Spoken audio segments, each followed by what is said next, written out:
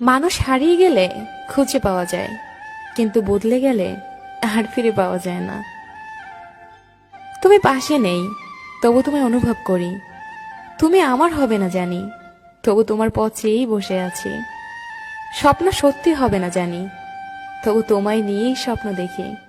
কারণ আমি যে তোমায় ভীষণ ভালোবাসি। হৃদয়হীন মানুষের জন্য কেঁদো না, সে তোমার দিকে কখনো ফিরেও তাকাবে না।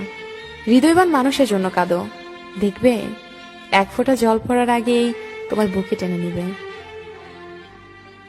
ভেজা ভেজা চোখ আমি রোদ্রুরে শুকাবো, ভালোবাসি তোমারে কি করে তা লুকোবো।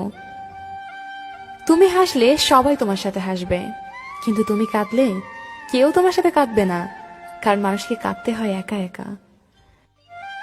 আমার কান্নার শব্দ যাকে ব্যথিত করেনি, আমার মৃত্যুর সংবাদেও সে কখনোই ব্যথিত হবে না।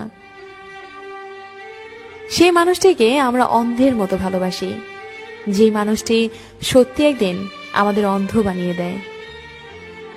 যদি কখনো কাউকে হারিয়ে ফেলো এবং তার থেকে কষ্ট পাও, তখনই মনে করবে তুমি পৃথিবীতে একাই এসেছিলে। জীবনে কারো উপর খুব বেশি নির্ভর করা ঠিক না, কারণ অন্ধকারে নিজের ছায়াও নিজেকে ছেড়ে চলে যায়। আমি অভিমান করি তুমি আমার কষ্ট বুঝবে বলে, আমি দূরে সরে যাই তুমি আমাকে মিস করবে বলে।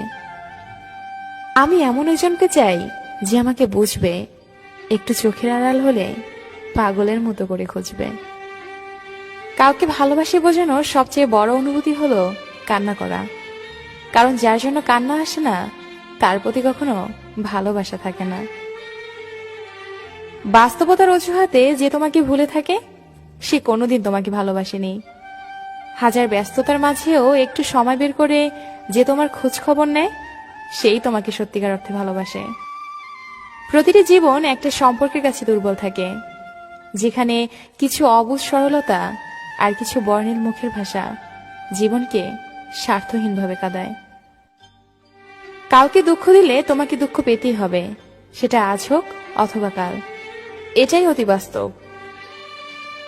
একটা মানুষ তখনই একা থাকতে পছন্দ করে যখন সে দেখে সবাই তাকে ঠকায়।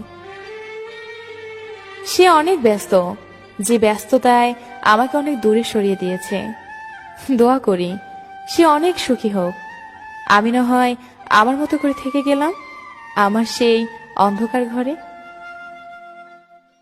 কলেজায় জায়গা দেওয়া মানুষগুলোই একসময় কলেজায় আঘাত করে চলে যায়, এটাই বুঝি বাস্তবতা।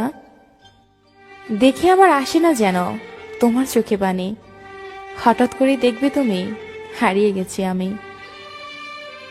আমি তোমার নিরাময় ছিলাম আর তুমি আমার রোগ হয়েছ। আমি তোমাকে বাঁচিয়েছিলাম আর তুমি আমাকে হত্যা করেছো।